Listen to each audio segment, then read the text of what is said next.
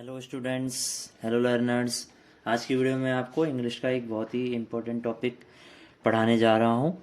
जैसे कि मैंने यहाँ पे ये सेंटेंस लिखा हुआ है, अब हम इसको पढ़ते हैं तो क्या पढ़ेंगे। I like to eat fruits, for example banana, mango, kiwi. So मैंने यहाँ इसको लिखा क्या, ई डॉट जी डॉट लिखा है, लेकिन मैंने इसको क्या पढ़ा, फॉर एग्जाम्पल। क्या पढ़ा इसको मैंने, फॉर एग्जाम्पल। आप सोच रहे होगे इसको फॉर एग्जाम्पल क्यों पढ़ा है, इसमें तो ये फॉर एग्जाम्पल की शॉर्ट फॉर्म भी नहीं लग रही है ये देखने में, और ना ही ये उससे कुछ लग रहा है कि इसको हम फॉर एग्जाम्पल पढ़ें। तो मैं आपको बताता हूँ ये ई डॉट जी डॉट क्या होता है और इसको हम फॉर एग्जाम्पल क्यों पढ़ते हैं। ये है होता है एग्जाम्पली ग्रेशिया। एग्जाम्पली ग्रेशिया ये लैटिन लैंग्वेज में से आया है। लैटिन, ये लैटिन का वर्ड है, लैटिन फ्रेज कह सकते हैं आप इसको, या एक्सप्रेशन कह सकते हैं। तो ये लैटिन से आया है, इसका मतलब होता है एग्जाम्पली ग्रेशिया, और इंग्लिश में हम इसको कब बोलते हैं, फॉर एग्जाम्पल। फॉर एग्जाम्पल, जब भी हमें किसी सेंटेंस में एग्जाम्पल देने होते हैं जो हमने स्टेटमेंट लिखा है उससे रिलेटेड, तब हम इसका यूज़ करते हैं। ये एग्जाम्पली ग्रेशिया की शॉर्ट फॉर्म यूज़ करते हैं और उसको रीड कैसे करते हैं हम, फॉर एग्जाम्पल। ठीक है, इसको मैंने स्मॉल लेटर्स में लिखा जाता है हमेशा, ई डॉट जी डॉट। ई के बाद पीरियड आता है, जी के बाद पीरियड यानी कि डॉट आता है जो बिंदु मैंने लगा रखा है, और पहले कॉमा और बाद में कॉमा।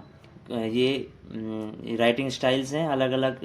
देखो इसमें बहुतों में यहाँ पे ब्रैकेट भी लगा देते हैं और पीछे ब्रैकेट से एंड करते हैं, लेकिन मोस्टली में कॉमा यूज़ होता है दोनों के बाद में, पहले भी और बाद में भी।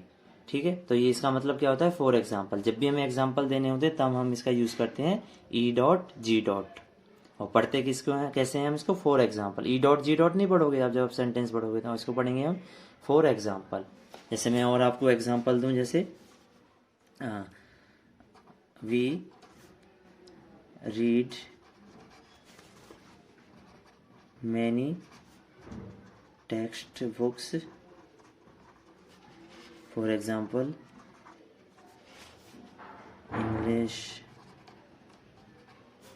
Hindi, EVS in our school. So मैंने लिखा we read many text books, हम बहुत सारी पाठ्य पुस्तक पढ़ते हैं स्कूल में, for example English, Hindi, EVS। तो मैंने यहाँ एग्जाम्पल दिया है तो हमने ई डॉट जी डॉट का यूज़ किया है। एक और चीज़ मैं आपको बताऊं, जब भी हम एग्जाम्पल लिखते हैं आपने देखा होगा हम ETC डॉट का यूज़ करते हैं जब हमें कुछ ही एग्जाम्पल लिखने होते हैं, बाकी छोड़ दें। हिंदी में हम किसको कहते हैं, आदि। लेकिन जब आप ई डॉट जी डॉट लगा रहे हो तो आपने देखा होगा मैंने यहाँ एक्सेट्रा का यूज़ नहीं किया है एग्जाम्पल्स के बाद में, तो आपको इसका स्किप करना है। जब ई डॉट जी डॉट आता है इसका अपने आप में ही मतलब है कि हम कुछ ही एग्जाम्पल्स लिख रहे हैं, बाकी को हम स्किप कर रहे हैं, ऑमिट कर रहे हैं। तो आपको ई डॉट जी डॉट लगाने के बाद में जब एग्जाम्पल्स ख़त्म हो रहे हैं, हम सारे एग्जाम्पल तो लिखते नहीं हैं चीज़ों के, कुछ को ही लिखते हैं, तो हमें एक्सेट्रा नहीं लगाना है। ठीक है, ये आप इसमें ध्यान रखें। और ई डॉट जी डॉट को आप हमेशा स्मॉल लेटर्स में लिखें और पहले कॉमा और बाद में कॉमा जरूर लगाएं आप। ठीक है, ऐसे ही एक और एब्रीविएटेड फॉर्म है, शॉर्ट फॉर्म है जो इंग्लिश सेंटेंसेस में यूज़ होती है और उसे इसके साथ में इंटरचेंज कर देते हैं गलती से, जो कि है आई डॉट ई डॉट। ये होता है इड एस्ट, ये इड एस्ट होता है, ये भी लैटिन में ही होता है और इसका मतलब होता है दैट इज। दैट इज, तो ये होता है आई डॉट ई डॉट, इडेस्ट बोलते हैं इसको फुल फॉर्म इसकी, जो भी लैटिन का है। ये भी ई डॉट जी डॉट भी लैटिन का था, ये भी लैटिन में ही है। और इसको क्या पढ़ते हैं हम, दैट इज। दैट इज, जैसे मैं लिखूं I live in the capital of India, मैं इंडिया की राजधानी में रहता हूं। अब इसको स्पेसिफाई करना है कि कौन सी राजधानी है, तब मैं लगाऊंगा I dot E dot, Delhi. ये यूज़ होता है हमारा जब पहले वाले सेंटेंस को हमें और क्लियर बनाना है, एलेबोरेट करना है, एक्सप्लेन करना है, तब हम यूज़ करते हैं आई डॉट ई डॉट का। यानी कि मैंने लिखा I live in the capital of India, मैं इंडिया की कैपिटल में रहता हूँ जो कि है दिल्ली। That is Delhi. तो मैंने इसको और क्लियर कर दिया कि कैपिटल कौन सी है इंडिया की, दिल्ली है। सो इसके लिए हम इसको दैट इज को यूज़ करते हैं। ठीक है, ई डॉट जी डॉट नहीं लगा सकते हम यहाँ पे, ये दैट इज नहीं होगा फिर, जब क्या फॉर एग्जाम्पल हो जाएगा, लेकिन कैपिटल ऑफ इंडिया तो एक ही है दिल्ली, तो यहाँ पे यूज किया हमने आई डॉट ई डॉट का। ये भी सेम यूज है उसकी तरह ही, लिखने में पहले कॉमा लगाना है और बाद में कॉमा लगाना है, और ये दोनों स्मॉल लेटर्स में हमने यूज किए हैं, आई भी और ई भी। ठीक है, तो आपको ये याद रखना है। अब मैं आपको और एग्जांपल दे दूं, जैसे the only Indian city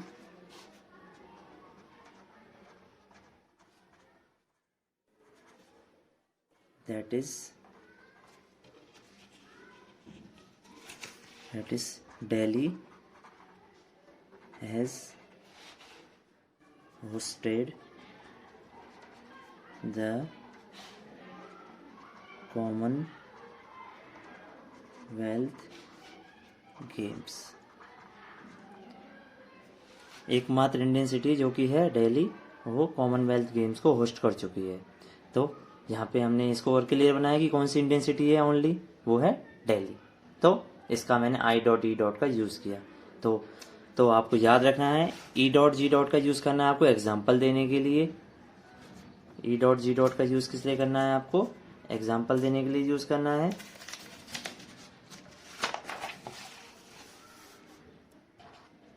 E dot G dot को देना है हमें for example,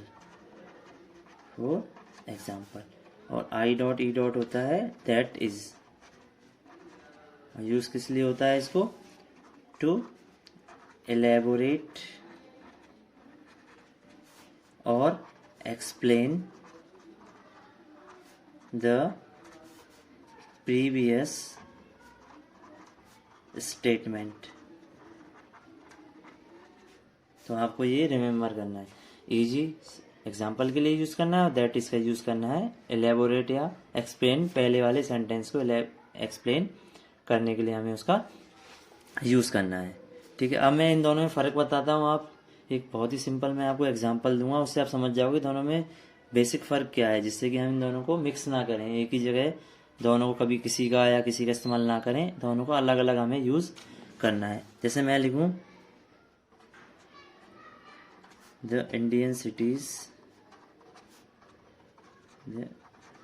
cities for example Delhi, Mumbai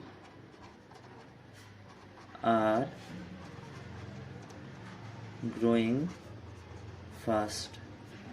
और दूसरा मैं लिखूं द इंडियन सिटीज